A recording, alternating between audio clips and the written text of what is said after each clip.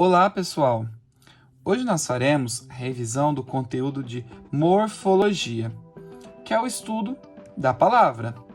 Na língua portuguesa, nós temos 10 classes gramaticais, ou seja, nós temos 10 funções, 10 tipos de funções.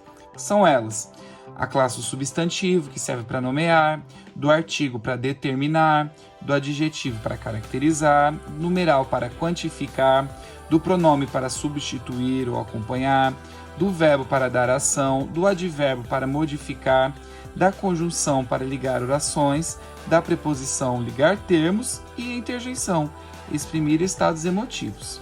Dentro das 10 classes de palavras, nós temos uma outra subdivisão aqui. Do substantivo, artigo, adjetivo, numeral, pronome e verbo, nós estamos nos referindo a classes variáveis, ou seja, elas sofrem alterações. Pode ser em gênero, número, grau, tempo, vai depender de cada uma dessas classes. As demais, o advérbio, a conjunção, a preposição e a interjeição, são classes invariáveis, ou seja, a palavra não sofre alterações. Existe uma única forma. Por exemplo, o estudante fez a lição. Nós temos aqui todas as palavras que podem sofrer modificações, então são todas variáveis. Poderíamos colocar no plural, por exemplo, os estudantes fizeram as lições. Aqui nós temos a palavra o, que está determinando o gênero do substantivo estudante. Então nós temos aqui um artigo. Já estudante está dando nome a uma pessoa, a um ser, que faz a ação de estudar. Então aqui eu tenho um substantivo. A palavra fez indica a realização de uma ação, ação de fazer algo. Então aqui eu tenho um verbo. A palavra a, que neste caso, ela está determinando o gênero da palavra lição. Então a palavra lição é feminina e nós confirmamos isso através dessa palavra. Então essa palavra é um artigo porque determina o gênero e o número da palavra lição, que é um substantivo, porque está dando nome a uma atividade.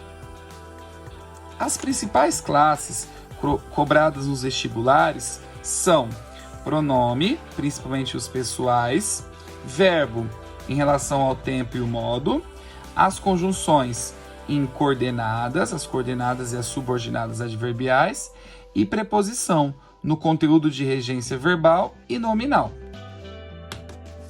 Vamos então agora estudar o principal de cada uma dessas 10 classes. Na classe do substantivo, que é a classe que tem como função dar nome aos seres, coisas e a tudo que recebe nome, nós temos que saber as classificações, se ele é comum ou próprio, simples ou composto, concreto, abstrato, primitivo ou derivado, ou também saber os seus gêneros. Nós temos o masculino e o feminino, que são os comuns, mas nós também temos esses 3 aqui que nós precisamos destacar. O epiceno, que indica seres, são os animais, que indica os animais. Então, quando não tem mais de uma forma para indicar se é macho ou fêmea, nós vamos utilizar o nome do animal e na frente colocar o seu gênero. Se for macho, macho. Se for fêmea, fêmea. Então, cobra, por exemplo, é um substantivo epiceno, ou seja, ele precisa da palavra macho ou da palavra fêmea para se referir ao seu gênero, saber se é masculino ou feminino. Os substantivos de comum de 2 gêneros são aqueles que exigem um artigo, porque eles são comuns de 2 gêneros, eles têm 2 gêneros. Como que nós vamos determinar qual é o seu gênero? Através do artigo, como o estudante. Através do artigo o, eu estou falando que estudante é masculino. A estudante, através do artigo a, eu estou determinando que é um substantivo feminino. Nós também temos os substantivos sobrecomuns, que são aqueles que só têm uma forma para se referir tanto ao masculino quanto ao feminino, como, por exemplo, vítima. Vítima pode se referir a uma pessoa do gênero masculino e uma do gênero feminino. Percebam que não há alteração do artigo, não existe o vítima, por isso que não faz parte do comum de 2 gêneros, e sim dos sobrecomuns. Entenderam? A segunda classe que nós temos é a classe dos artigos.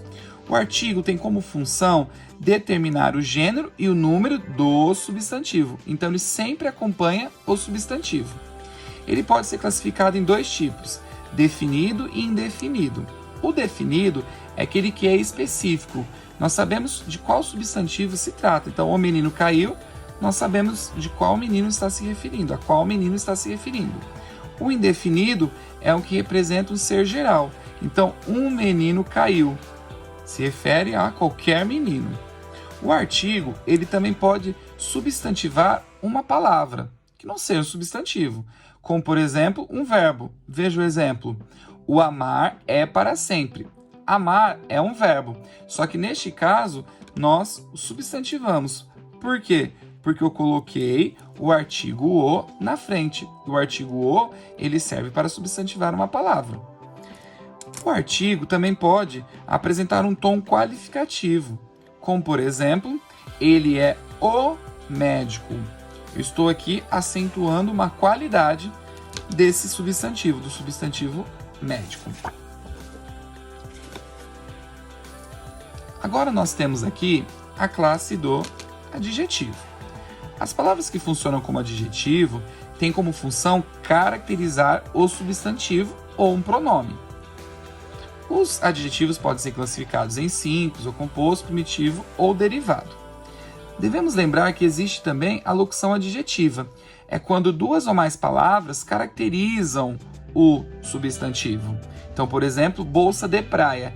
De praia, nós temos aqui de e praia, que são duas palavras, que estão dando característica à palavra bolsa, ao substantivo bolsa.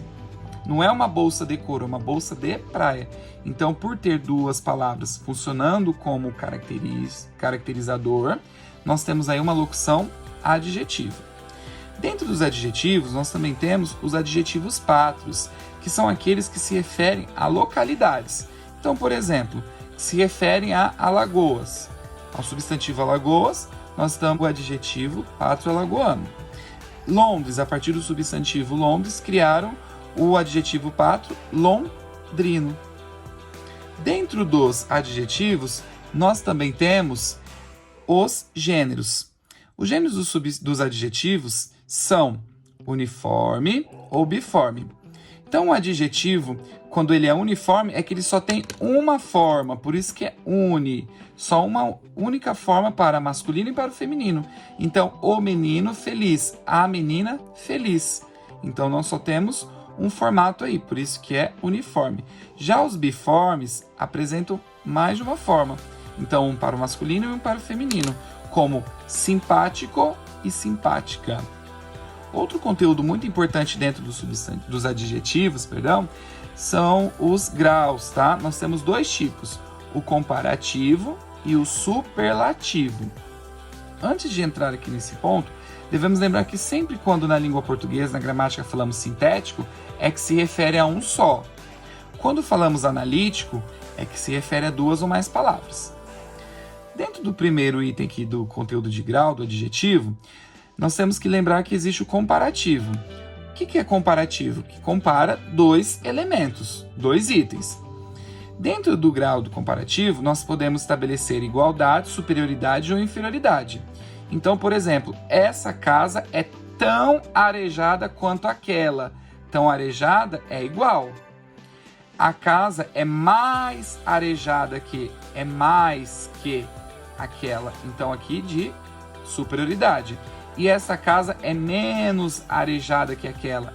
Daqui a impressão de inferioridade. Então, aqui nós temos o grau de inferioridade. Já dentro do superlativo, o que nós temos? Nós temos que lembrar que não há comparação no superlativo de forma direta. Tá? Então, sempre aqui, nós estamos dando a ideia da ideia de intensidade, de intensificar, tá? Seja para mais ou para menos. Nós temos aqui o absoluto, que é aquele que não indica relação com outros. Então, por exemplo, este exercício é muito fácil. Ou este exercício é facílimo. Não há relação com outro exercício. Aqui, muito fácil, lembra? Duas palavras é analítico. Uma palavra só é sintético. Dentro dos superlativos, nós temos o relativo. Relativo é aquele que se relaciona com um grupo, com um outro. Então, este exercício é o mais fácil do capítulo. Então, dentro do capítulo, eu estou relativizando este exercício. Este exercício é o mais fácil do grupo, é o mais fácil dos outros. Temos aqui também a classe dos numerais. Os numerais têm como função indicar a quantidade ou a posição que um ser ocupa.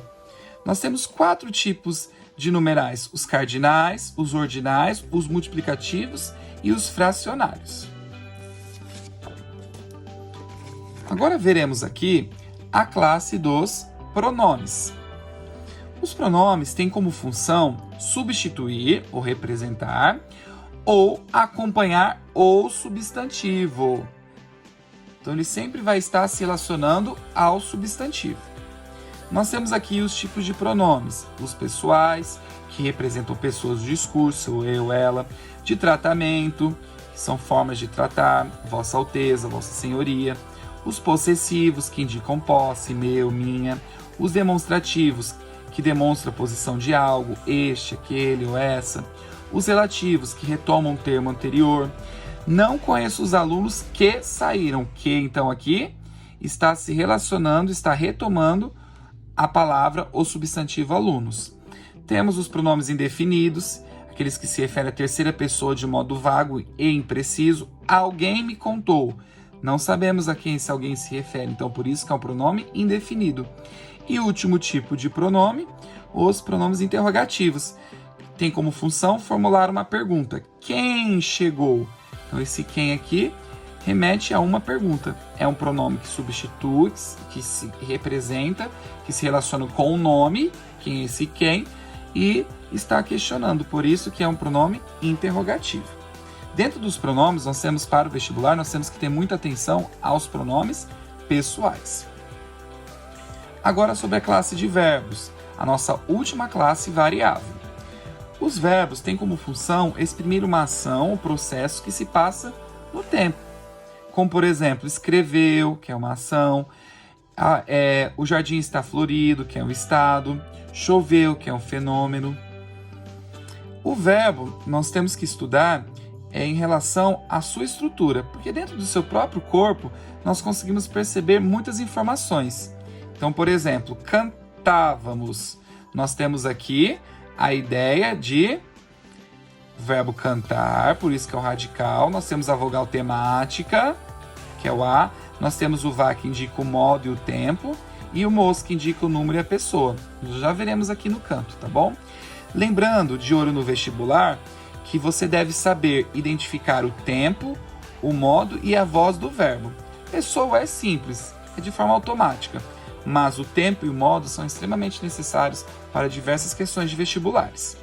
Pessoa é a que indica o número, primeira, segunda ou terceira pessoa. Nós cantávamos, aqui então seria primeira, segunda ou terceira? Primeira pessoa, nós. Do plural ou do singular, nós cantávamos, envolve mais de uma pessoa, então primeira pessoa do plural. O tempo pode ser pretérito perfeito, imperfeito, mais que perfeito, pode ser presente ou futuro do pretérito. Nós cantávamos, o que nós podemos perceber aqui? Cantávamos no pretérito, mais de uma vez. Então aqui é o pretérito imperfeito. O modo, nós temos os modos indicativo, que é da certeza, subjuntivo, que é da dúvida, ou imperativo, que é da ordem do pedido. Nós cantávamos, eu estou afirmando, estou apresentando uma certeza. Então aqui eu tenho o modo indicativo. A voz se refere a quem realiza a ação. Se o sujeito realiza a ação, nós vamos ter aí a voz ativa. Se o sujeito recebe a ação, a voz passiva. Se o sujeito faz e recebe a ação, a voz reflexiva. Nós cantávamos, o sujeito está realizando a ação. Então aqui nós temos a voz ativa. Temos aqui agora a classe dos advérbios. Os advérbios têm como função modificar o verbo, dando-lhe uma circunstância. Então, ele vai se relacionar ao verbo. Os advérbios podem ser classificados em afirmação, circunstâncias de afirmação, de dúvida, de intensidade, de lugar, de tempo, de modo ou de negação. Dentro dos advérbios, nós também temos as locuções adverbiais, que que são duas ou mais palavras que funcionam como advérbio. Então, ele cantará de novo. De novo está se relacionando à ação de cantar. Estou modificando a ação de cantar. Então, quem tem como função modificar o verbo é o advérbio. Só que aqui eu tenho duas palavras que funcionam como advérbio. Então, nós temos uma locução adverbial. A oitava classe de palavras é a classe das conjunções, que tem como função ligar orações, dando-lhes sentido. Nós temos dois grandes grupos das conjunções, as coordenativas e as subordinativas, ou seja, as coordenadas ou as subordinadas. Nas coordenativas nós temos as aditivas, as adversativas, alternativas, conclusivas e explicativas. Nas subordinativas nós temos as causais, as consecutivas, as condicionais, as comparativas, conformativas, concessivas, temporais, finais e proporcionais. Aqui devemos destacar para não confundir as causais com as consecutivas. Lembrando que as causais sempre indicam o motivo, então é o primeiro fato. Já a consequência, já a consecutiva, indica a consequência, ou seja, o resultado, o segundo fato. Então, para ter certeza, você veja se aconteceu primeiro o fato que está em destaque ou se ele aconteceu em segundo momento. Se aconteceu em primeiro momento, vai ser causal. Em segundo momento, vai ser consecutiva. Vamos agora para as duas últimas classes de palavras. As classes da preposição e da interjeição. A preposição tem como função ligar dois termos, subordinando um ao outro. Nós veremos mais sobre preposição no conteúdo de regência verbal e nominal. Aqui teremos só a base, só saber identificar uma preposição. Por exemplo, gostava de flores. De flores está fazendo o quê? Ligando gostava, quem gosta, gosta de algo, e do que gosta, de flores. Mesma coisa no exemplo de baixo. Quem mora, mora em algum lugar. Mora onde? Em Paris. Então aqui a preposição de e a preposição em estão ligando termos. Gustavo e Flores moravam em Paris. Pessoal, aqui vocês podem perceber que nós temos agora a combinação de preposições mais artigos e um pronome aqui. A combinação não perde nenhum dos termos, tá vendo? Nenhuma das partes das palavras. Então, a mais o, ao. E estes outros exemplos. Já a contração, nós temos aqui a perda de uma das partes, ou da preposição, né? Ou do artigo ou pronome. Então, de mais o ficou do. Então, combinação não perde nenhuma parte e contração perde algo. Por fim, chegamos à interjeição, que é a nossa última classe. A interjeição tem como função exprimir sentimentos súbitos, através de sons vocálicos como a, o, através de uma palavra, atenção, cuidado, ou um conjunto de palavras, cruz, credo, puxa vida.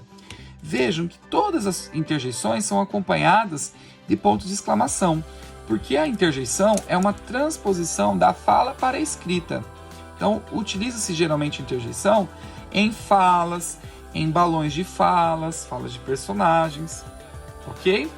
Nós podemos classificar as interjeições como interjeições de alegria, advertência, afugentamento, alívio, animação, desejo, dor, espanto, saudação ou silêncio. Então é isso, pessoal. Revemos aqui o conteúdo de morfologia. Tchau, bons estudos!